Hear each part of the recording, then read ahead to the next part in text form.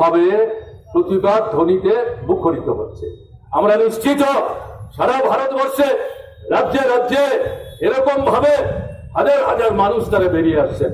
আমাদের রাজ্যে সন্ত্রাস, বেশিরভাগই সন্ত্রাস, স্বৈরাচারী কার্যক্রম, তাকে উপেক্ষা করে যেভাবে আপনারা এসছেন, আপনাদেরকে আন্তরিকভাবে আমি সংগ্রামী অভিনন্দন জানাচ্ছি। আপনাদের কাছে যেটা বলবো, এই দাবি এটা কোন রাজনৈতিক দাবি না, বেঁচে থাকার দাবি। শ্রমিক, কৃষক, ক্ষেতমজুর, শ্রমজীবী অংশের মানুষ, উপজাতি, তফসিলি, ওবিসি, সংখ্যালঘু, বেকার যুবক, কর্মরতরা যারা কাজ হারাচ্ছেন, ছোট মাঝারি ব্যবসায়ী, এই সবাইকে একটা জায়গায় উল্লেখ কর। আমাদের রাজ্যে 100 জনের মধ্যে এরকম মানুষের সংখ্যা 90 থেকে 93, 95 জন হবে। এই দাবি, এটা কোনো দলীয় ব্যাপার না। বিজেপি যারা করেন, কংগ্রেস যারা করেন, আইএনপিটি আইপিএফটি যারা করেন, এই যে সংকট, এই সংকট শুধু সিপিআইএম যারা করে, বামফ্রন্ট যারা করেন, তাদের উপরেই বর্ষিত হচ্ছে, মনে করার কোনো কারণ নেই। কাজে সংকীর্ণতার ঊর্ধ্বে উঠে এই যে গুরুত্বপূর্ণ, জরুরি, এই মুহূর্তে বার্নিং যে ইস্যুস, এগুলোকে সামনে রেখে আজকে এভাবে আমাদেরকে রাস্তায় বেরোতে হয়েছে। আমাদের পুলিশ বন্ধুদের এখানে পাঠিয়েছে, তারা আমাদের শত্রু না।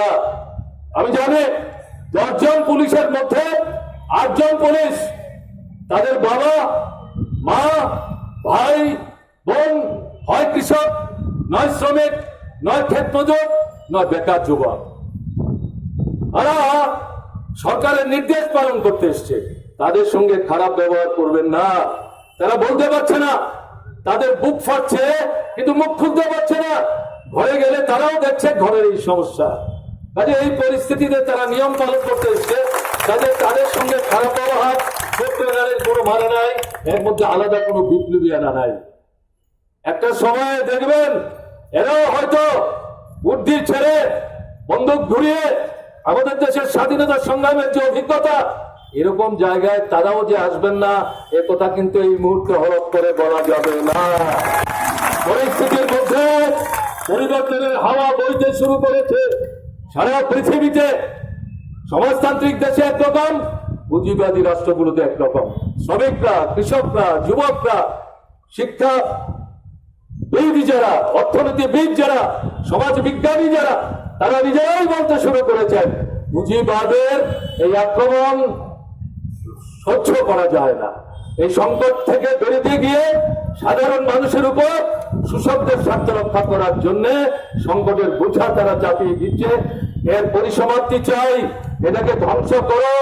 পরিবর্তিত পরিস্থিতিতে নতুন ভাবনা নিয়ে বিকল্প সমাজ ব্যবস্থা, সমাজতান্ত্রিক ব্যবস্থা, ওই চীন থেকে উত্তর কোরিয়া যেভাবে কোভিডকে মোকাবেলা করছে, মানুষের পাশে দাঁড়িয়ে মানুষের জীবনের সমস্যা সুরাহা করবার জন্য ইতিবাচক অর্থনৈতিক কর্মসূচি নিচ্ছে, এরকম একটা ব্যবস্থা চাই। এই আন্দোলন পৃথিবীর দেশে দেশে শুরু হয়েছে। খবরের